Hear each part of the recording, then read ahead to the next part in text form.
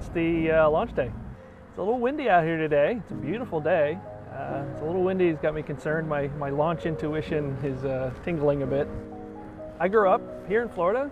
I came to this very spot out here in the Causeway as a kid. My dad would take us to launches all the time. So personally, it's like the kid in me comes out when I come here. It's really cool. I've been on both sides of it. I've been a researcher, and then I've been now helping researchers. And I got to say, it's nervous on both sides. You have a lot of worry, I guess, as a scientist. You have a lot of work involved. As a payload provider, you hope you've checked all the boxes and you've done all that you can do to make everything work for the researchers so that they get good data. It's not easy to put even the most simplest payloads on the space station, but it's worth it. It's worth all the work. I think some of the biggest discoveries we've made and are going to find are up on the space station. It's incredibly important. Well, we've been really nervous all the way up until right this moment. Nervous that our dreams aren't actually going to happen. But now that the larger countdown is happening and the rocket's all fueled up and everything looks like it's going to happen on time, it's getting really exciting. The last 15-minute window before it takes off. Thanks to Cases for funding this, thanks to NANAEx for helping us coordinate and making the hardware and coordinating all the data collection too. And thank you for the astronauts who are going to be working on this project on station. So a lot of people worked on this. It's not just the two of us. It's been a lot of people. So we really appreciate all their support. 7, 6, 5, 4, 3, 2, 1, 0. And liftoff. As Falcon 9 and Cargo Dragon take flight, bound for the International Space Station with fresh supplies and research, helping to maintain our human presence in space as the station celebrates its 20th anniversary.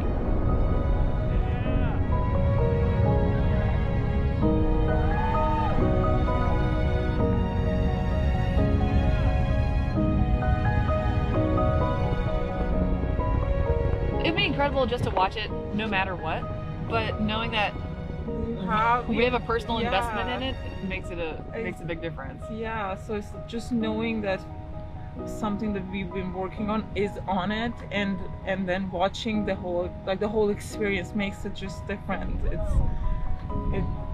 It really, I can't find the right words to explain it.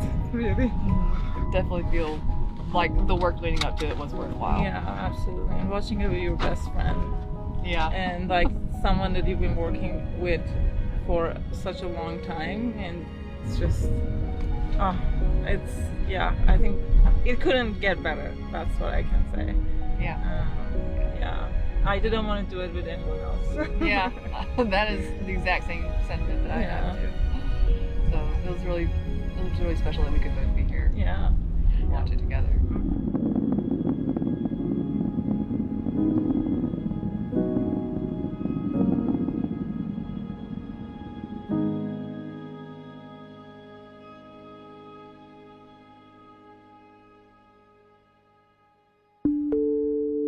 Our scientist experiment is officially on its way to the International Space Station. The SpaceX Dragon capsule that gives the research its ride to low Earth orbit now must make the last leg of its journey to the hands of the astronauts in microgravity. What's neat for us is we've got cargo vehicles coming and going to the ISS all the time. It is really like a busy parking lot. Vehicles come in, they stay for a few months, we do a whole bunch of science, and then they leave again. And before you know it, the next one's coming up. Now, what's important to remember is that these vehicles cannot dock themselves to the space station. We have to bring them into the space station utilizing robotics. And what I like to tell people is performing robotics, going out and capturing that vehicle is like a really difficult video game. And so we practice over and over and over again using computer simulations on how to actually capture that cargo vehicle to bring it into station. Once that cargo vehicle docks to station, we do a series of pressure checks and equalize that pressure with the International Space Station, and finally we get to open the hatch. Very quickly the crew starts to move because we've got some experiments that are actually kept at certain temperatures, and we have to transfer them quickly out and keep them at the same temperature there on board the space station. Elaine and Peristu's research is one of the experiments that requires quick unloading. Stored at a constant temperature to ensure the hydrogels stay intact, it's one of the first items that astronauts must remove from Dragon. Then, with the experiment finally aboard the space station, it's time to conduct science in microgravity. This was fantastic for me. This is what I do. This means a lot to me as a clinician, and so it was really neat to be able to perform that sort of science on station. Station 1002 is loaded.